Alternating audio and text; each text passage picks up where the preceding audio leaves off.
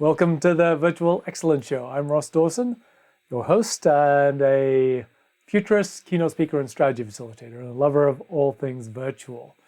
So as always, this is a community. Please check out our website where we have all of our resources. Engage with the hashtag, certainly live during the show, but also during the week where we have content going up at #VXShow. Have a Facebook group, building conversation there. And if you're not watching this live, please do watch live each week when we have a guest come on and we engage in a conversation, extended conversation, which you can also engage in. And I suppose also to add, please do subscribe to us on YouTube. We're just growing and building the show, so your support would be greatly appreciated. So this is usually the moment where I introduce our guest for the show. And today, the guest is myself. I will interview myself. Just things fell between the cracks. We weren't able to get somebody, or somebody had to drop out. So I thought it'd be worth sharing my story of the virtual. And I've always believed in technologies. Technologies are what humans are born to create. We create tools, we invent, we discover things that improve our lives. And this is particularly the technologies of communication and connections, the ones that have fascinated me through my life. And I suppose let's start the story at when I began working as a first proper job, which was for NCR, at the time one of the world's largest computer companies, selling graduate sales trainee was the title. And I was allocated to the major accounts group. We didn't sell big, massive mainframes, or my group didn't.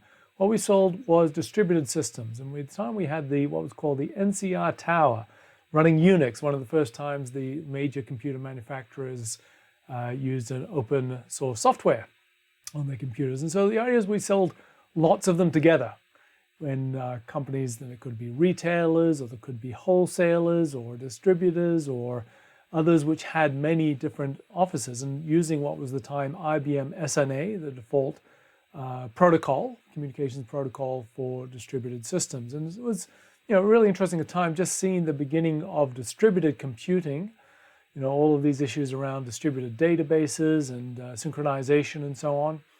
And I suppose, the initial protocols of how it is you can have a system for distributed computing. So from there, I started to work for Merrill Lynch and stockbroking, then had enough of that, went to Japan, where I started working for Thomson Financial as a financial journalist. And I suppose one of the things that happened there that was just the time when the internet was being born. And there was a group called Twix, which was originally a BBS, a bulletin board system for pre-internet, just on dial-up.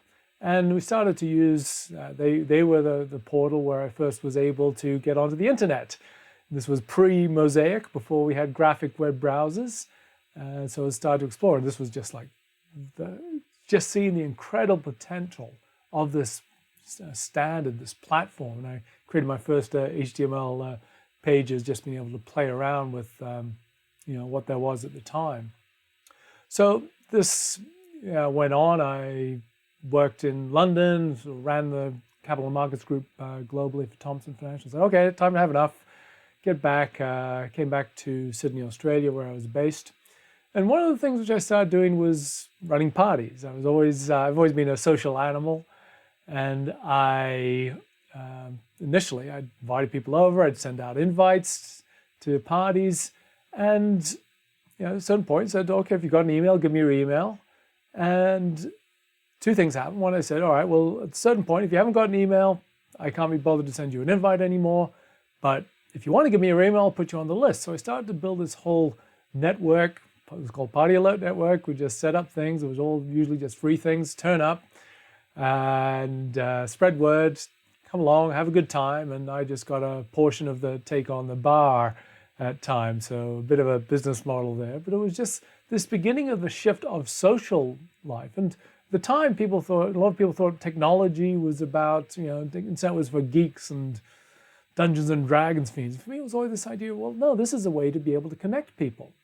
And so at the same time, I started to get into knowledge management in the very early days. And this idea of, one of the ideas was then distinction between synchronous and asynchronous communication. Synchronous is when you're communicating at the same time.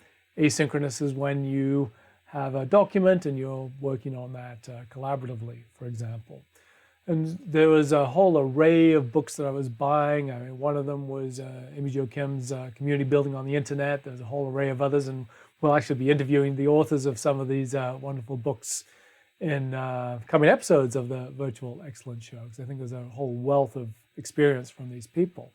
There was always this idea of how it is that can we use these for communities, for virtual communities, and we've heard from already on the show from Howard Rheingold, John Hagel, and we'll hear from others in that who are in the 90s being able to see the potential of this area for connectivity. And this paved the way for my first book, Developing Knowledge-Based Client Relationships. A bit of a wordy title, but was in fact a very successful book. And I suppose it was rooted for me, this idea of, knowledge is not information. Knowledge and information are very different. Knowledge is the capacity to act effectively. And community technology don't give us that. And so this was the time when I started to see, I was very human focused around that era. And I had studied neuro-linguistic programming. This idea is what is the nature of how we think, how we interact, who we are as people. And I'd gone back. And so I started to realize that these technologies of communication were, in fact, an extraordinary enabler. And I started describing myself somewhat jocularly as a born-again technologist in rediscovering my roots in technology and say, well, in fact, to communicate more, to be more human, we need to use these technologies of connection. And so the book was around client relationships, started to work with a lot of law firms, audit firms, and also a lot of the investment banks, which was at the time a lot of my background. And so there was platforms such as, actually founded in 2000, Ep6, a lot of bond platforms. So what had been trading financial instruments, financial markets, used to be a whole bunch of people on telephones. That's the way you bought and sold things. And there was open outcry, of course, in the pits of the options and the futures markets. A lot of phone exchanges for some more classic bond and foreign exchange. And so there was a shift to platform. So I helped a number of investment banks through that process of shifting their salespeople from, all right, this is all telephone, to saying, well, actually, there's a significant digital component. We can start to build and explore strategies for how it is that we build a way of being able to profit from market movements or hedge against risk and so on. So this was the shift where we start to say, now all of these forms of communications are additional. I suppose that's always been my mantra. There's all of the new technologies, all of the new communication never takes away what we already have. It just adds us new possibilities. And so it gives us this portfolio of of communication channels, which I, again, wrote about in my book, Developing Knowledge-Based Client Relationships. So working with these firms, working with these people in these million-dollar or multi-million-dollar relationships, saying, well, how is it that we manage our array of communication channels to be able to be effective in this world? So from that, my foundation, my first book, said, oh, well, this did well. And I was able to sell my second book, Living Networks.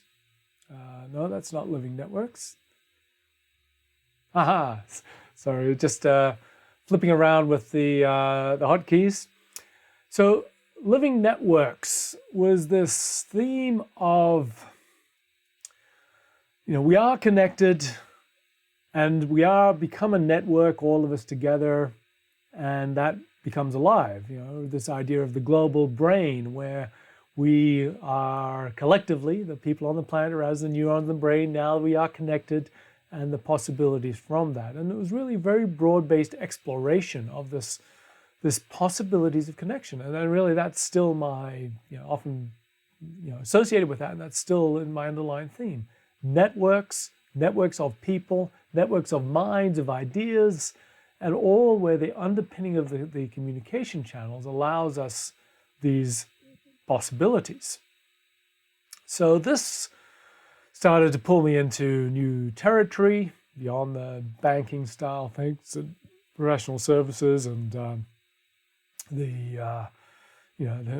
all of the kind of relationships into far more broad worlds. And so building that for a number of years to eventually in 2006 launched the Future Exploration Network in order to be able to explore the future. Finally, I suppose, expressing what I'd already been practicing for a number of years in scenario planning and so on as a futurist, and launched the Future of Media Summit. So this was at the time the first time in the world that a conference would be held simultaneously in two continents. We had a conference which was held in the morning in Sydney and in the late afternoon, evening in San Francisco. We had panels across the two locations. We had extraordinary people speaking. Chris Anderson at the time, the editor of Wired magazine, John Hagel, Craig Newmark of Craigslist, and equivalent people, leaders in the media industry in Australia.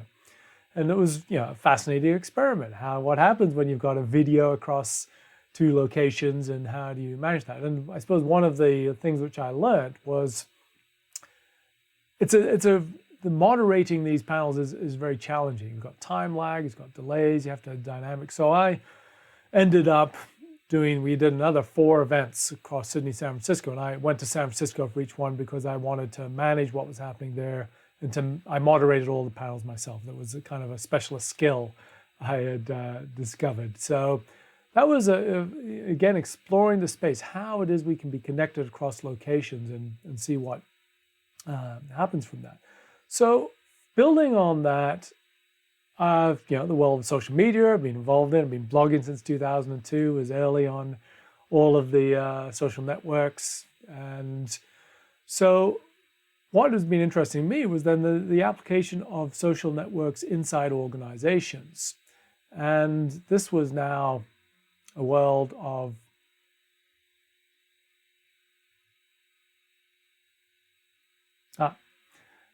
and so this was implementing Enterprise 2.0 or 2.0, this idea of the next phase of the enterprise, or what was the time Web 2.0 applied inside the enterprise.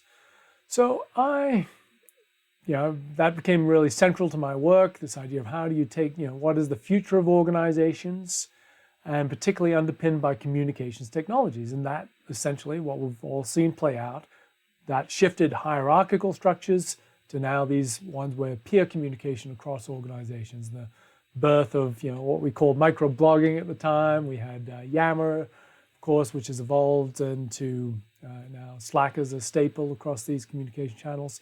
This all is now the nature of how we understand organizations to be. But back in 2007, 8, 9, when I was running some of my conferences as well, where Ewan Semple, who we had on our earlier show, spoke at one of those conferences and exploring this world. So this was this world of, what does a connected enterprise look like? So from there, I was looking at the future of work. What is the nature of the future of work? For me, it was around, it is distributed. It's not just inside an organization, it's beyond organizations. And always as a futurist, I think, well, what does the future look like? What is the things that we need to be working on today in order to be able to create value? And so from that came my fourth, I suppose, book, Getting Results from Crowds, which is crowdsourcing, this idea of many people together creating value. And I suppose the core theme, of course, from organizations, yes, you have people inside organizations, you have people outside organizations. We looked a lot at service marketplaces, the Elance and Odesk, which become the Upworks and freelancers and so on of today, but also around the competition platforms and the other, and of course the core theme there being open innovation. Yes, all the talent in the world is not inside your organizations. If you want to tap the best talent, you will always have to go outside. So this was, again, this framing of the future of work and distributed work, connected work is the core theme. And a lot of my work, as anybody that's followed what I'm doing is just seen that. So as I came out of that, I said, all right, well, I want to build my own platform. And so what had become Advanced Human Technologies Group, we had original company Advanced Human Technologies, Future Exploration Network, the Inside Exchange Events Company, actually, and a couple of other companies which didn't survive to tell the tale. And the idea was that the Advanced Human Technologies Group was a group of companies, brands supported by each other, a lot of content projects and spinning off projects. But the key thing was talent. And this idea that the key principle is part-time talent, there's part-time work, we give flexibility to people, we have profit share, we're able to have both the core teams based close to me in Sydney or wherever I happen to be, and also around the world, and actually practicing all the things which I looked at Global Distributed Teams. So it was a challenging journey, and cut a long story short, I actually consolidated some of those companies at the time, and I became co-founder of a agency, future-focused agency, which, amongst other things, did virtual reality. So just to show you a quick segment of some of the work which we did using virtual reality, being showcased on national TV at the time, looking at the shopping experience and how that could be done in virtual reality. Yes, virtual reality shopping, where with a headset you can enter a virtual surf store, pick out a board, choose the design and buy it, all from the comfort of your own home. So that's from there I have come back, and so amongst other things, rebuilding Advanced Human Technologies Group. Keep posted on that with, again, core team where I am, Bondi Beach, and distributed team around the world. And there's a number of other ventures which I'm looking to build, which essentially, again, this idea of how do you create value from many minds together. And that's, talk about that in terms of crowdsourcing. I think a critical dimension is also in terms of organizations. How do you build collective strategy? Do a lot of work with boards, which are often in the same room, but sometimes not. Again, management teams are increasingly distributed for global enterprises. And that strategic thinking, being able to do that across domains, to be able to create value collectively in a way that couldn't be done before. So, thought it'd be worth sharing my story, this idea of what is the world of virtual within that. And of course, from that has stemmed in the times of coronavirus saying, well, if I'm going to be sharing ideas and thoughts and speaking to wonderful people, the theme should be around the virtual, around connectivity, around the potential of that, which is now far more pertinent to people, many more people than ever before. And I think, the excellence is a bit of a dangerous phrase because, as you've seen, we made some little mistakes during the show and pressing the wrong buttons, given my very limited resources on the show. But this enables me, it makes me freer to be able to connect, to be able to share some things quickly on my own, to be able to do this. This is all just a straight take. And so this is now the foundations where this will be a core part of my life, where more and more, yes, I've spent a lot of time on airplanes until very recently, traveling around the world, speaking in over 30 countries, a lot of that physical interaction, physical space, and I'm sure that I will resume travel. You won't be able to keep me away from it forever. But this connectivity is the foundation of the future of all of us, the future of humanity. And I suppose that's why I've been, wanted to share my journey today. So in future episodes, it won't be just me. There'll always be someone I'm interviewing and speaking to. We'll set it up so that we have a consistent guide. So thank you so much for being with us. Please do like the video and subscribe if you want more of this kind of thing. We're going to have a lot more in-depth in the world of virtual. Have a wonderful day. Thanks.